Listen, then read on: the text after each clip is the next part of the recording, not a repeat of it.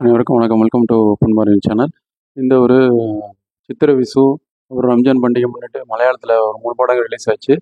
அதில் ஒரு சிறப்பான பாசிட்டிவான வரவேற்பு பெற்ற படங்களில் ஒன்றான வருஷங்களுக்கு சேஷம் அப்படின்ற ஒரு படத்தோட ரிவ்யூ தான் இன்றைக்கி பார்க்க போகிறோம்.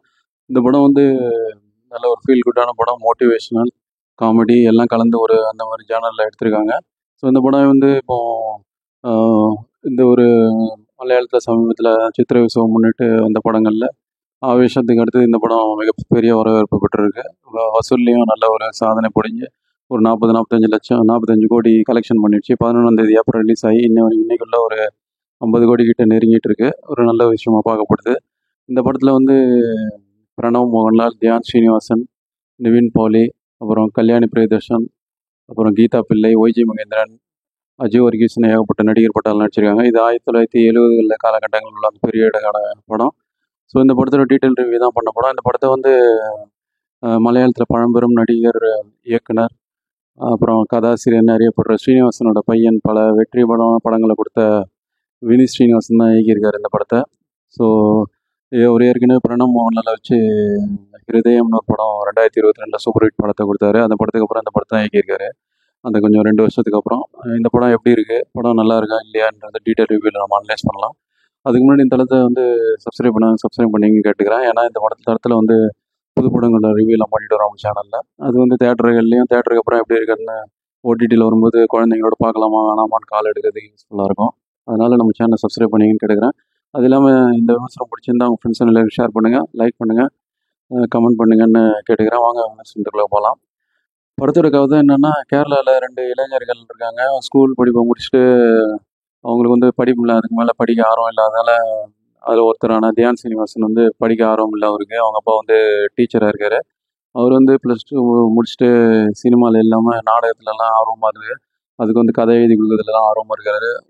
அவர் ஒரு நாள் அதுக்கு மியூசிக் போட வர மியூசிக் டைரக்டராக இருக்கிற நாடகங்களுக்கு மியூசிக் போடுறவர் அறியப்படுற 1970 காலகட்டங்கள் நடக்கிற கதை. அப்போ பிரணவ் மோகன்லாலை சந்திக்கிறாரு. பிரணவ் மோகன்லால் வந்து இவர் டேலண்ட்டை பார்த்துட்டு இவரோட கதைகள்லாம் பார்த்துட்டு சென்னைக்கு போனால் முன்னேறிடலாம், நம்ம 2 பேருமே போயிடலாம், இங்கேருந்து நம்ம டேலண்ட் ஒன்று இதாகாதுன்னு சொல்லி 2 பேரும் சேர்ந்து முடிவெடுத்து சென்னைக்கு போகிறாங்க. அப்போ கோடம்பாக்கம் தான் ஹப்பு.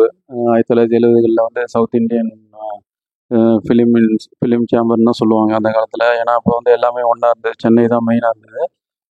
சினிமா ஃபீல்டுக்கே எல்லா ஷூட்டிங்கும் சென்னையில் தான் நடக்கும். கோடம்பாக்கம் தான் மெயினாக இருந்தது. அப்போ வந்து பிரிக்கப்படல. கோலிவுட்னு அப்புறம் சாண்டல்வுட்டு, டோலிவுட்னு பிரிக்கல. எல்லாமே சென்னை, மദ്രാஸ்ன்னு தான் பேர். அப்போ அந்த காலகட்டத்தில் மദ്രാஸ் தான் பேர்.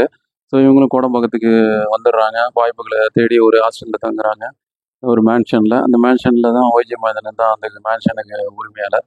அப்படி இவங்க தங்கிட்டு இருக்கும்போது பட வாய்ப்பு தேடி ரொம்ப போராடுறாங்க. அவங்களுக்கு வந்து கோடம்பாக்கத்து கதவுகள் திறந்ததா, இவங்க வந்து அந்த முயற்சியில் வெற்றி அடைஞ்சு ஒருத்தர் மியூசிக் டைரக்டரும் ஒருத்தர் கதாசிரியரும் ஆனாங்களா இல்லையா அப்படிங்கிறத நல்ல ஒரு ஃபீல் குட்டான எமோஷன், அப்புறம் காமெடி, மோட்டிவேஷன்லாம் கலந்து சொல்கிறது தான் பேலன்ஸான மிச்ச கதை.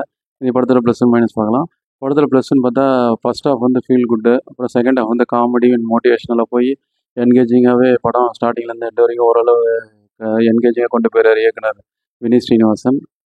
படத்தில் கேஸ்டிங் எல்லாமே அருமையாக இருக்குது. பிரணவ் மோகன்லால், அப்புறம் தியான் ஸ்ரீனிவாசன், இவங்க 2 பேரும் திக் ஃப்ரெண்ட்ஸாக வராங்க. அவங்களுக்குள்ள ஒரு பிரிவு, அதுக்கப்புறம் அவங்களுக்குள்ளான நட்பு, அப்புறம் 40 வருஷம் கழிச்சு சந்திக்கிறது, இந்த மாதிரியான பல காட்சிகள்லாம் சிறப்பாகவே நல்ல கெமிஸ்ட்ரி ஒர்க் ஆகிருக்கு. எப்படி வந்து போன தலைமுறை சேர்ந்த மோகன்லால் அவர்களும் கதாசிரியர் அண்ட் இயக்குனர் மிக சிறந்த நடிகர் ஸ்ரீனிவாசனும் திக் ஃப்ரெண்ட்ஸோ, அதனால இப்போ அடுத்த ஜென்ரேஷனான மோகன்லால் பையன் பிரணவ் மோகன்லாலும் ஸ்ரீனிவாசன் அவர்கள் பையனான தியான் ஸ்ரீனிவாசனும் ரொம்ப நட்பாக இந்த படத்தில் நடிச்சிருக்காங்க. அப்படியும் பார்க்கலாம்.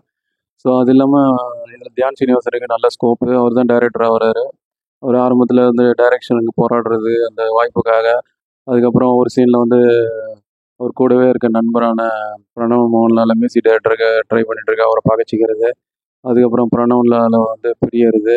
அதுக்கப்புறம் கடைசியில் அவரை தேடி ஊராக தேடி அலையிறது தமிழ்நாடு ஃபுல்லாக அப்படின்னு அவரோட கேரக்டர் வந்து நல்லா ஜஸ்டிஃபை பண்ணியிருக்காரு. அதுக்கப்புறம் வாழ்ந்துக்கிட்ட ஒரு டைரக்டருக்கு என்னென்ன பிரச்சனைகள்ன்றதையும் அவரோட ஆக்டிங்கில் பிரதிபலிச்சிருப்பார். சின்ன வயசு கேரக்டர், அப்புறம் முதிர்ந்த 60 வயசு கேரக்டர் எல்லாமே ரெண்டுமே நல்ல வித்தியாசம் காட்டி சிறப்பாகவே பண்ணியிருக்காரு. அந்தந்த வயசு ஒரு ஆக்டிங் நல்லா பண்ணியிருக்காரு. பிரணவ் மோகன்லால் அவரோட கேரக்டர் ஜஸ்டிஃபை பண்ணிட்டாரு. ஃபர்ஸ்ட் ஹாஃபில் வந்து நல்ல ஒரு ஸ்போர்ட்டிவாக அந்த யங் மேன்லாம் எப்படி இருப்பாங்க, ரொம்ப வசதியான ஒரு மியூசிக்கு இருக்கவங்க வசதியானவங்களாம் எப்படி இருப்பாங்க அப்படின்ற ஒரு அந்த குறும்பு, அப்புறம் அந்த ஸ்போர்ட்டிவ்னஸ் எல்லாத்தையும் நல்லா ஃபர்ஸ்ட் ஹாஃப்ல கொண்டு வந்திருப்பாரு. ஃபர்ஸ்ட்டு அந்த ஒரு அ மியூசிக் டைரக்டர் நாடகத்துக்கு போடும்போது அப்போ ஜாலியா இருக்கிற சீன்லாம் நல்லா பண்ணியிருப்பாரு. அதுக்கப்புறம் கொஞ்சம் கொஞ்சமா டிரான்ஸ்ஃபார்மேஷன் ஆகி 60 வயசுல மியூசிக் டைரக்டருக்கு வாய்ப்பு தேடி கிடைச்சு, கிடைக்காம அப்படின்ற சூழ்நிலைகள்ல அவர் போராடுறது எல்லாமே நல்லா சிறப்பா காட்சிப்படுத்தியிருப்பாரு. அது நல்ல நடிப்பை வெளிப்படுத்தியிருப்பாரு பிரணவ் மோகன்லால். அவருக்கு நம்ம பாராட்டுகள தெரிவிச்சுக்கலாம். அது நல்ல ஒரு ஷட்டிலான நடிப்பு, நல்ல மெச்சூர்டான நடிப்பும் கூட. ஒரு வருங்காலங்கள்ல நிறைய படங்கள், நல்ல படங்கள் வர வாய்ப்பு இருக்கு. அது இல்லாம படத்துல வினீத் சீனிவாசன் ஒரு சின்ன ஒரு கேமியோ பண்ணியிருக்காரு. அவரு தான் டிரைவரா வருவாரு. அது இல்லாம படத்துல முக்கியமான சப்போர்ட்டிங் ரோல்ல வைஜி மகேந்திரன். அவர் நல்ல மோட்டிவேஷனான ஒரு விஷயங்கள்லாம் சொல்லுவாரு. அது வந்து கோடம்பாக்கம் வந்து பெர்முடாஸ் ட்ரையாங்கிள் மாரி நல்ல ஒரு டிசிப்ளின் இல்லைன்னா இங்கே வந்துட்டு உள்ளே போயிட்டா வெளியே வர்றது ரொம்ப கஷ்டம். அதனால டிசிப்ளினாக இருந்தால் கோடம்பாக்கத்தில் கண்டிப்பாக முன்னேறலாம் அப்படின்னு சொல்லி மோட்டிவேஷனாக பேசுவார். சினிமா விரும்புகிறவங்களுக்கு ஒரு முக்கியமான டைலாக். அது சிறப்பாகவே காட்சிப்படுத்தியிருப்பாங்க. நல்லாவும் அதுக்கான சீன்ஸும் வச்சிருப்பாரு இயக்குனர். அவருக்கு பாராட்டுகள். அது இல்லாமல் படத்தில் வந்து செகண்ட் ஹாஃபில் ஷோ ஸ்டீலர் அப்படின்னு சொல்லக்கூடிய இல்லை மிக சிறப்பான ஒரு ரோலில் கிட்டத்தட்ட ஒரு அரை மணி நேரம் தான் வந்திருப்பாரு. அவர் தான் செகண்ட் ஹாஃப் ஃபுல்லாக கண்ட்ரோல் பண்ணிக்கிறாரு நிவின் பாலி. பிரேமம் படத்தில் கவனம் ஈர்த்த நிவின் பாலி நீண்ட இடைவெளிக்கு பிறகு இந்த படத்தில் வந்து மிக சிறப்பான ஒரு வித்தியாசமான ரோலு. ஒரு ஹீரோ எல்லா ரோலையும் பண்ணணும் அப்படின்றதுக்கு உதாரணமாக நம்ம ஒரு சொல்லலாம்.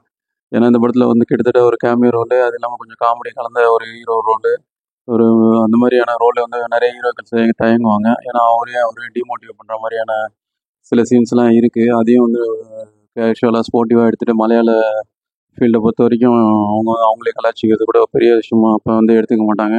ஸ்போர்ட்டிவாக எடுத்துகிட்டு போயிட்டே இருப்பாங்கன்றது இந்த படமும் உதாரணம். ஏன்னா நெப்போட்டிசம் பற்றி பேசுகிறாரு. இந்த படத்துலேயே எல்லாருமே வாரிசுகள் தான் முக்கால்வாசி. ஏன்னா பிரணவ் மோகன்லால்லேருந்து தியான் சீனிவாசன், இயக்குனர் வினி சீனிவாசன், கல்யாணி பிரியதர்ஷன் இப்படின்னு ஏகப்பட்ட வாரிசுகள் தான் இந்த படத்துலேயே வந்து முக்கியமான கேரக்டர் பண்ணியிருக்காங்க. ஆனால் அவங்களே வந்து எதிர்த்து குரல் கொடுக்குற மாதிரி நெப்போட்டிசம் நெப்போயிசம் வந்து அதிகமாக இருக்குது கேரளாவில் சினி ஃபீல்டில். நெப்டோயிசம் அதை பற்றி பேசியிருப்பார் நிவின் பாலி. ஏன்னா அவர் வந்து எந்த ஒரு பின்பலமும் இல்லாமல் வந்திருப்பார் சினி ஃபீல்டுக்கு உண்மையான ஒரு லைஃப்பில். அவர் வந்து கிட்டத்தட்ட நிவின் பாலி அவர் கேரக்டரில் நடிச்சிருக்காரு. படத்தில் அவர் பேர் நிதின் மோலி. அவரோட உண்மையான லைஃப்பில் வந்து சமீபத்தில் ஒரு 5-6 படங்கள் ஓடலை. அதையும் படத்தில் சொல்லியிருப்பாரு. எனக்கு வந்து பாடி ஷேமிங்லாம் பண்ணுறாங்க, நான் தான் தனியாக தான் போராடி மேலே வந்தேன், எனக்கு வந்து பாடி ஷேமிங் நெப்டோயிசம் எல்லாத்தையும் நான் பார்க்க வேண்டியிருக்கு, ஒரு தனியாக முன்னேறணும்னா அந்த முன்னேற விட மாட்டேறீங்க அப்படிலாம் பேசுவார். அதெல்லாம் வந்து சிறப்பாகவே நல்லாவே பண்ணியிருக்காரு. அது இல்லாமல் பல காட்சிகள்லாம் காமெடியாகவே பண்ணியிருப்பாரு. ஃபர்ஸ்ட் ஷாட்லேயே ஓகே பண்ணிட்டேனா அப்படின்னு சொல்லி ஆச்சரியப்படுறது, அப்புறம் தேட்டரில் வந்து அந்த WWF லாஸ்ட்டில் வந்து ஜெயிச்சுட்டு அந்த ஒரு வெற்றியை கொண்டாடுவோம் வா வா வா அப்படின்னு கத்துறது, அதெல்லாம் படம் பாருங்க உங்களுக்கே புரியும். நான் ஸ்டாப் காமெடி செகண்ட் ஹாஃப் ஃபுல்லாகவே சிறப்பாக பண்ணியிருக்காரு. நல்லா கேஷுவலாக அடித்து தள்ளியிருக்காரு. அவருக்கு நம்ம பாராட்டுகளை தெரிவிச்சுக்கலாம். அது இல்லாமல் படத்தில் வந்து தமிழ் நடிகர்களும் இருக்காங்க. ஒய்ஜி மகேந்திரன், அப்புறம் டிஆர்பி சீனிவாசன். அவர் தமிழில் பல படங்களில் நடிச்சிருப்பார். இதில் கூட சேதுபதி ஐபிஎஸ்சில் கூட விஜய் சேதுபதி அவர்கள் தண்டனை கொடுக்குற அந்த ஒரு ஒரு ஒன் மேன் அந்த ஒரு டீம் அந்த மனித உரிமை ஆணையத்தில் ஒருவர். அவர் பார்த்தீங்கன்னா உங்களுக்கு அடையாளம் தெரியும். அவர் இந்த படத்தில் நடிச்சிருக்காரு. தமிழ் நடிகர் மலையாளத்தில் நடிக்கிறது நல்ல விஷயமா பார்க்கப்படுது. அது இல்லாமல் நிறைய காட்சிகள் கோடமாகத்திலே தான் எடுத்திருப்பாங்க. அதில் படத்தில் மெயினாக இன்னொரு முக்கியமான character Aju Varghese. First ஹாஃப்லையும் second ஹாஃப்லையும் பின்னி பயில எடுத்துருப்பார் காமெடியில். அவர் வர சீன் எல்லாமே நல்லா காமெடியாக இருக்குது. ப்ரொடியூசராக அவர் படத்தில். அவர் படத்தில் வந்து ப்ரொடியூசர் வந்து நல்ல அவருக்கான ஸ்கோப்பை வந்து நல்லாவே வந்து மெச்சூரிட்டியாக பண்ணியிருக்காரு. அவருக்கு நம்ம பாராட்டுகளை தெரிவிச்சுக்கலாம். அது இல்லாமல் படத்தில் வந்து முக்கியமான கேரக்டரில் ஒரு 2-3 சீன்ஸ் தான் வந்தாலும் கல்யாணி பிரியதர்ஷனும் கீதா பிள்ளையும் கொஞ்சம் சீன்ஸ் தான் வராங்க. அவங்களுக்கு சீன்ஸ் வந்து நிறைய வந்து அதிகப்படுத்திருக்கலாம். அவங்க ரோல் வந்து கேமியோ ரோல் மாதிரி தான் இருக்குது. அது ஏன்னு தெரில. அவங்க ரீல்ஸை கொஞ்சம் அதிகப்படுத்தி கொஞ்சம் ஃபீல்டாக போயிருக்கான். அது இல்லாமல் மியூசிக் வந்து வேறு லெவலில் இருக்குது. அந்த படத்தில் வந்து மியூசிக் சம்மந்தப்பட்ட படம்ன்றதால மியூசிக் வந்து பின்னி பண்ணி எடுத்திருக்காரு மியூசிக் டைரக்டர் அமீர் ராம்நாத். இவர் யாருன்னா ஒரு லெஜெண்டரி பாடகி பாம்பே ஜெயஸ்ரீ அவங்களோட பையன். பத்மஸ்ரீ அவார்டு வாங்கின பாம்பே ஜெயஸ்ரீ சங்கீத கலாநிதி பாம்பே ஜெயஸ்ரீயோட பையன் தான் இந்த படத்துக்கு மியூசிக் பண்ணியிருக்காரு. பிஜிஎம் பின்னி பல்ல எடுத்திருக்காரு. அதுலேயும் ஞாபகம் போகுது அந்த பாட்டு வந்து படத்தில் அப்பப்போ வந்தாலும் சிறப்பாக நல்ல மெலடியாகவே இருக்குது. படம் ஃபுல்லாக ஃபீல் கூட கொண்டு போயிருக்காரு. அவருக்கு பல விருதுகள் கிடைக்க வாய்ப்பு இருக்குது. அவருக்கு நம்ம பாராட்டுகளை தெரிவிச்சுக்கலாம். அது இல்லாமல் படத்தில் வந்து கேமராவும் டெக்னிக்கலி சவுண்டாகவே இருக்குது. அது இல்லாமல் ஊட்டி சென்னை அந்த ஒரு லேண்ட்ஸ்கேப்லாம் சிறப்பாகவே காட்சிப்படுத்தியிருப்பார் கேமராமேன். அவருக்கு நம்ம பாராட்டுகளை தெரிவிச்சுக்கலாம். ஆர்ட் டைரக்ஷன் அருமையாக இருக்குது. அந்த சென்னையோட அந்த ஒரு சென்னை போர்ஷன்ஸ் வரும்போது அந்த ஒரு ஒரு மேன்ஷனு திருவல்லிக்கேணியில் இருக்க மேன்ஷன் மாதிரியான ஒரு செட்டப்பில் cut out MGR cut out Sivaji அவர்கள் கட் அப் லெஜெண்டரி நடிகர்களெல்லாம் எம்ஜிஆர் அவர்கள், மக்கள் திலகம், அப்புறம் நடிகர் திலகத்தோட கட் அவுட்லாம் வந்து சிறப்பாகவே காட்சிப்படுத்தியிருப்பாங்க. அதுலேயும் படம் ஃபுல்லாக க்ரௌடும் நல்லா பண்ணி ஆர்ட் டைரக்ஷன்லாம் சிறப்பாகவே இருக்கும். காஸ்டியூமும் அந்த 1980s காஸ்டியூம் வந்து அருமையாக காட்சிப்படுத்தியிருப்பாங்க. பாராட்டுகள். மைனஸே இல்லையா ஓஹோனா ஒரு சில விஷயங்கள் எனக்கு உடன்படலை. அது என்னென்னா படம் 2.25 மணி நேரம் ஓடுது. 1/2 மணி நேரம் கண்டிப்பாக ட்ரிம் பண்ணியிருந்தா இன்னும் கொஞ்சம் நல்லாயிருக்கும். ஏன்னா படம் கொஞ்சம் லேகிங்காக இருக்குது. நடுவில் அது கொஞ்சம் தவிர்த்துருக்கலாம். அது இல்லாமல் 2 ஃப்ரெண்ட்ஸு இந்த பிரணவ் மோகன்லாலும் இந்த தியான் சீனிவாசனும் பிரிய சொல்கிற காரணங்கள்லாம் அந்த அளவுக்கு வலுவில்லை. பேசி தீர்த்தக்கூடிய அளவு காரணமான தான் இருக்குது. அதை கொஞ்சம் கவனிச்சிருக்கலாம். ஃபர்ஸ்ட் ஹாஃப்லேயே படம் கொஞ்சம் ஃபீல் வந்துடுது. செகண்ட் ஹாஃப் ப்ரெடிக்டபுளாக இருக்குது நமக்கு. அது இல்லாமல் ஏற்கனவே தமிழில் பல நண்பர்கள் ஒன்றா இருந்து பிரிஞ்சு போகிற கதைகள்லாம் தமிழ் நம்ம நிறைய பார்த்துருக்கோம் அந்த மாதிரி கதைகள்லாம். அது இல்லாமல் அவங்க திக் ஃப்ரெண்ட்ஸாக இருக்கிற காரணத்தை வந்து இன்னும் கொஞ்சம் அழுத்தமாக சொல்லியிருக்கலாம். ஒரு சில சீன்ஸ் தான் வச்சுருக்காங்க. அதுக்குள்ளேயே அவங்க அதுக்கப்புறம் லாஸ்ட்டாக அவர் தேடி போகிற காரணங்கள்லாம் வலுவாக இல்லை தியான் சீனிவாசன். அது இல்லாமல் நிவின் பாலி சீன்ஸை ஃபஸ்ட் ஹாஃப்லேயே வச்சு இந்த படம் ஃபுல்லாக கொண்டு போயிருந்தா இன்னும் கொஞ்சம் ஃபீல் குடாக போயிருக்கும் படம். அது என்ன அளவில் இதெல்லாம் சின்ன சின்ன விஷயங்களை பார்க்கப்படுது. மொத்தத்தில் இந்த படம் எப்படி இருக்குன்னா, சினிமாவில் விரும்புகிறவங்க, சினி ஃபீல்டில் போராடுறவங்களுக்கு நல்ல மோட்டிவேஷனலான படம். நல்ல ஒரு எனர்ஜி கொடுக்கக்கூடிய படம். அது இல்லாமல் படமும் நல்லாவே இருக்குது. ஃபீல் குட்டாகவே இருக்குது. ஒன் டைம் பார்க்கலாம் கண்டிப்பாக. ஜென்ரல் ஆடியன்ஸ் பொறுத்த வரைக்கும் ஒன் டைம் பார்க்கலாம். கமர்ஷியல் படம் பார்க்குறவங்க கொஞ்சம் இந்த படம் யோசிச்சு பார்க்குறது நல்லது. ஏன்னா அந்தளவு படத்தில் கமர்ஷியல் விஷயங்கள்லாம் இல்லை. ஆனால் படம் ஃபீல் குட்டாக இருக்குது. மலையாள படங்கள் விரும்பி பார்க்குறவங்க, மலையாளத்து ரசிகர்கள்லாம் கண்டிப்பாக அந்த படத்தை கொண்டாடுவாங்கன்றது உறுதி. இப்போ பொது ஆடியன்ஸை பொறுத்த வரைக்கும் ஒன் டைம் பார்க்கலாம். ரொம்பவும் போரெலாம் அடிக்காது. காமெடியாகவும், எமோஷ்னலாகவும், ஃபீல் குட்டாகவும், மோட்டிவேஷனாகவும் போகுது. ஸோ ஒன் டைம் வாட்சபிள் நம்ம சைட்லேருந்து ரெக்கமெண்டேஷன். அதுக்கு மேலே பார்க்கணுமா வேணாமா அப்படின்னு கமர்ஷியல் ஆடியன்ஸு கால் எடுக்கிறது அவங்களோட விருப்பம் தான். ஸோ இந்த படம் இப்போ தியேட்டர்களில் இங்கிலீஷ் சப்டைட்டிலோட ரிலீஸ் ஆகிருக்கு. இந்த படத்தை பார்த்துட்டு உங்கள் கருத்துக்கள் பண்ணிவிட்டு தெரியப்படுத்துங்க. அது இல்லாமல் இந்த மாதம் பிடிச்சிருந்தா உங்கள் ஃப்ரெண்ட்ஸ் அண்ட் ரிலேஷனில் ஷேர் பண்ணுங்கள், கிடைக்கிற கமெண்ட் பண்ணுங்கள், லைக் பண்ணுங்கள். வேறு ஒருத்தரையும் மிஸ்னா நம்மளோட சந்திப்போம். அதுவரை நன்றி, வணக்கம்.